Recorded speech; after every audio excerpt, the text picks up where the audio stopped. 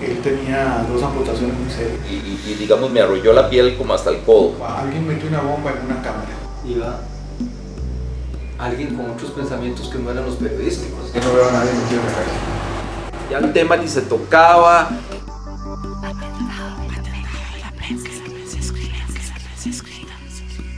Atentado de la penca y la prensa escrita. El 30 de mayo de 1984, Edén Pastora, líder de la Alianza Revolucionaria Democrática ARDE y opositor del gobierno sandinista, había reunido a un grupo de periodistas en La Penca, zona cercana a la frontera de Nicaragua con Costa Rica.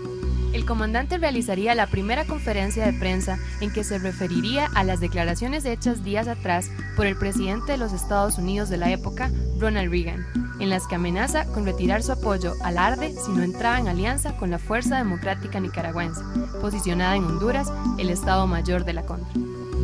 Tanto para los medios costarricenses como internacionales, se trataba de un hecho importante, debido a que proporcionaría información relevante que buscaban desde hacía meses. Buscábamos a Pastora por todas las vías, por todos los contactos que teníamos, los teléfonos. En ese entonces el correo electrónico no existía. Habían casas de seguridad, entonces íbamos todos los días, intentábamos, mire, por favor, necesitamos entrevistar a Pastora.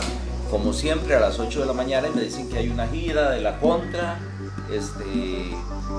Yo pregunto que dónde, no se sabe, habían convocado la noche anterior. Se nos dijo que debíamos de tomar un bote que nos suministraban los guerrilleros para movilizarnos de ahí a la desembocadura del río San Carlos al río San Juan, fronterizo. Después de horas de espera e incertidumbre, miembros del grupo opositor, que se hacían llamar La Contra, condujeron a los periodistas a la localidad hoy conocida como La Penca, situada en Nicaragua, en las cercanías de la frontera con Costa Rica. Se nos dijo que debíamos de tomar un bote que nos suministraban los guerrilleros para movilizarnos de ahí a la desembocadura del río San Carlos al río San Juan, fronterizo. Nos esperaron en unas pancas, los miembros de la guerrilla, nos trasladan sobre el río San Carlos hasta la desembocadura con el río San Juan y empezamos río abajo hasta llegar cerca de las 7 de la noche al lugar que ahora se conoce como La Penca. Al atardecer, luego del difícil y largo viaje, los periodistas llegaron a una edificación de madera que funcionaba como un centro de reuniones de la Contra. Allí, Pastora los recibió con un café y les sugirió descansar para realizar la conferencia anunciada hasta el día siguiente.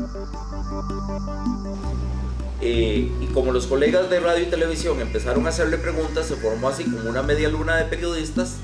En eso vimos que ya todo el mundo, los de radio y televisión, los de radio y prensa escrita, empezaron a grabarlo. Esa conferencia pudo haber estado empezando a las 6:45 de la tarde, yo calculo más o menos que pudo haber estado empezando la conferencia, pero no duró nada.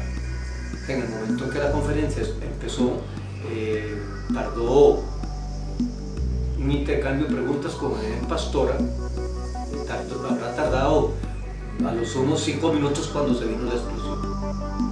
Y aquello quedó en tinieblas, y aquello quedó en gritos, y aquello quedó en llanto, y aquello quedó en barro, y aquello quedó en sangre, todo.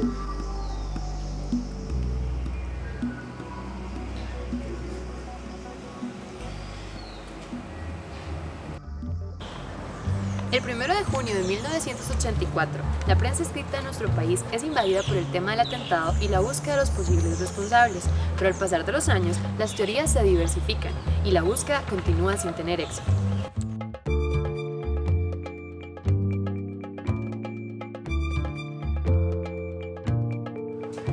Las teorías materiales del atentado vinculaban directamente a los Estados Unidos. De hecho, empezó por sospecharse de los extranjeros que habían sido invitados por Edén Pastora para asistir a la conferencia. Particularmente, la agencia de noticias Interpress culpó directamente a Linda Fraser, periodista del Tico Times y víctima mortal del atentado.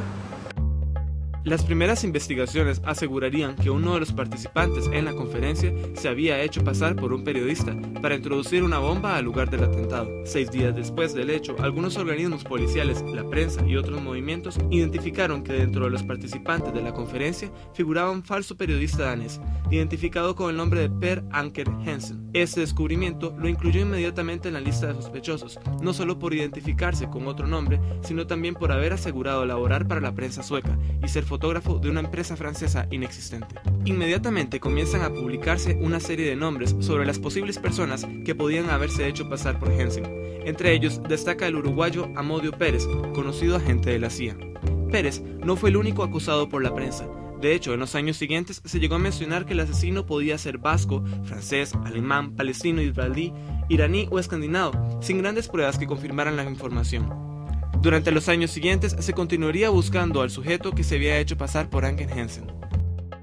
1993 es un año importante en la investigación del caso. A principios de agosto, el periódico estadounidense Miami Herald señala por primera vez al argentino guerrillero vital Roberto Gagin como autor del atentado. El periódico basa su informe al asociar las huellas del supuesto fotógrafo Per Anker Hansen con el guerrillero argentino del Ejército Revolucionario del Pueblo, ERP, que según el informe eran las mismas. La versión indicaba que Gagin actuó contratado por el gobierno sandinista para asesinar a Pastora. A partir de esta publicación, hecha por el Miami Herald, seguiría señalándose a Roberto Vital como el autor material del atentado. A pesar de que Roberto Gagin se consideraba muerto en 1989 en un atentado que se realizó en Argentina, el periódico costarricense La Extra publica en el 2007 que él sigue vivo. Incluso en una entrevista realizada por el periódico La Nación, la fiscal Alejandra Arce afirma que él sigue vivo y que de encontrarse su paradero, el caso seguiría abierto. Actualmente se desconoce. La búsqueda del autor material resultó mucho menos complicada que la tarea de encontrar al responsable de planear el atentado. La autoría intelectual generó una variedad de versiones, basadas en intereses políticos y en las opiniones de los principales involucrados. Los medios de comunicación costarricenses han tratado gran variedad de versiones, pero las que más han sobresalido ha sido sobre la CIA y los sandinistas, que veremos a continuación.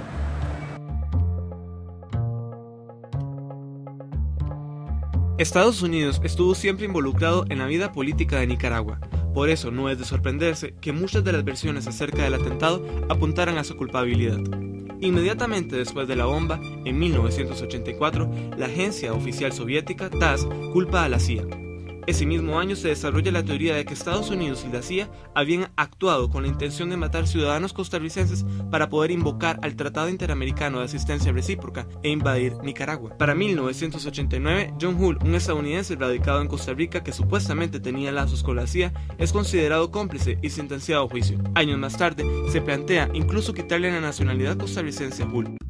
En la segunda mitad de los 90 predominó esta versión, mientras las investigaciones señalaban e inculpaban a otros. Los involucrados y sobre todo los afectados mantenían que la CIA fue el responsable. Cuando la Comisión de la Asamblea Legislativa encargada del tema publica su informe final, presenta a John Hull, presunto agente de la CIA, como principal autor intelectual e incluso el Colegio de Periodistas lo acusa. En la actualidad, aunque la versión oficial que se maneja indica que los sandinistas fueron quienes ordenaron el atentado, una entrevista a Pastora vuelve a responsabilizar a la CIA. El comandante Cero cuestiona el hecho de que la agencia nunca haya investigado el caso y la acusa de enviar a Thorbjörnson y a Gagin a asesinarlo.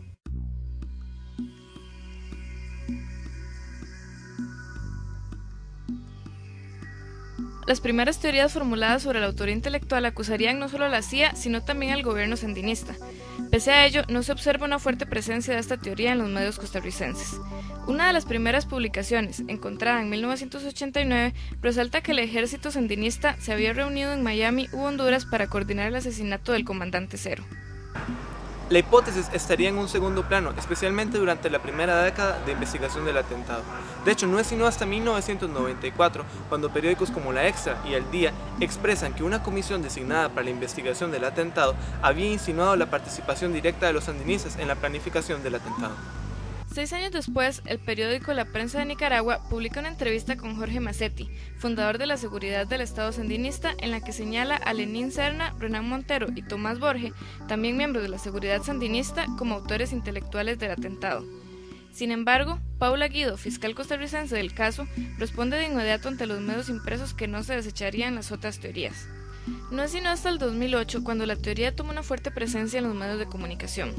En ese año se produce la llegada de Peter Torvison al país, uno de los periodistas afectados en el atentado. Torvison había iniciado una investigación para un nuevo documental. Según el periodista, Tomás Borges y dos ex jefes de la inteligencia de Nicaragua, Renán Morero y Lenín Serna, habían planeado y dirigido el intento de asesinato hacia Edén Pastora. El Ministerio Público, pese a no tener pruebas para apoyar la versión de Torvison, empieza a colaborar nuevamente en la investigación, adoptando esta vez la hipótesis de que el gobierno sandinista había tenido participación en la elaboración o planificación intelectual del atentado. Los años siguientes dejarían a un lado cualquier otra teoría y se centrarían en la versión de Torvison. El documental mostraba algunas pruebas que sustentaban la teoría de que el gobierno sandinista había tenido una fuerte participación en la planificación intelectual del atentado. Es importante resaltar que Pastora, según una entrevista publicada en el 2012, insiste en que Torvison fue cómplice del atentado y que a él y a Gagin se les encargó asesinarlo. También menciona que los dos trabajaban tanto para la CIA como para los sandinistas. Cuestiona el hecho de que la CIA nunca investigara el caso y que además el sueco durara 27 años en hacer pública la información que conocía. Insiste en que se trata de una estrategia política acerca de las elecciones en Nicaragua para deslegitimizar a los sandinistas. Pese a esto, la versión presentada por el periodista sueco es actualmente la más aceptada por los medios de comunicación y los afectados en el atentado.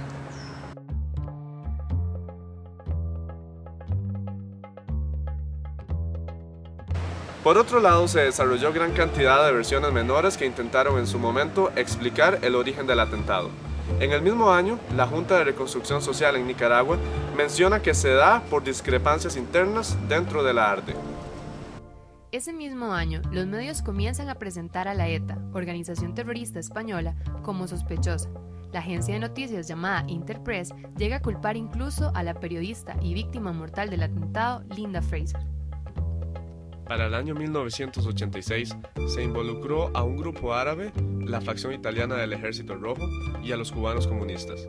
Los medios presumen que las distintas implicaciones políticas favorecían a la elaboración de nuevas versiones que no llevan a nada.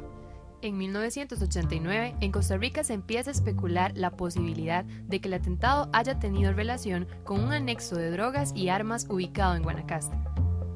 Las versiones son tan variadas que algunas incluso llegan a involucrar a figuras como Omar Gaddafi y el general panameño Manuel Noriega. En 1993 se inculpa también a un funcionario costarricense del Ministerio de Seguridad Pública, Rodrigo Paniagua, quien recomendó a Pastora que diera una conferencia de prensa. En noviembre de ese mismo año se vincula por primera vez a Fidel Castro con el atentado, al aludir que Pastora planteaba un gran problema para sus aliados en Nicaragua. El trabajo periodístico durante los últimos 28 años ha estado marcado por una serie de altibajos u olas de información. Si bien en los primeros años se originó una gran cantidad de versiones, estas respondían más bien a su carácter de actualidad. De esta manera, las publicaciones han ido disminuyendo con el pasar de los años, haciendo que estas se conviertan más en notas conmemorativas que investigativas. Los periódicos no han demostrado interés en dar paso a una investigación. Sin embargo, esto es solo un reflejo de lo que es la realidad de la prensa escrita costarricense, quienes no dan recursos al periodismo investigativo. El caso de la penca sigue impune, y esto se debe en gran medida a la reproducción que los medios han dado de diferentes teorías que no permiten dejar claro lo que sucedió. Estas versiones han funcionado como cortinas de humo, que lanzadas probablemente por grupos interesados, han logrado desviar la atención y entorpecer los intentos de resolver el caso. Costa Rica es el único país que ha conducido una investigación formal sobre el caso.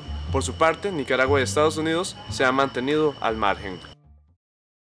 Actualmente se espera la resolución de la Corte Internacional de Derechos Humanos, que debe decidir si el caso merece un juicio internacional.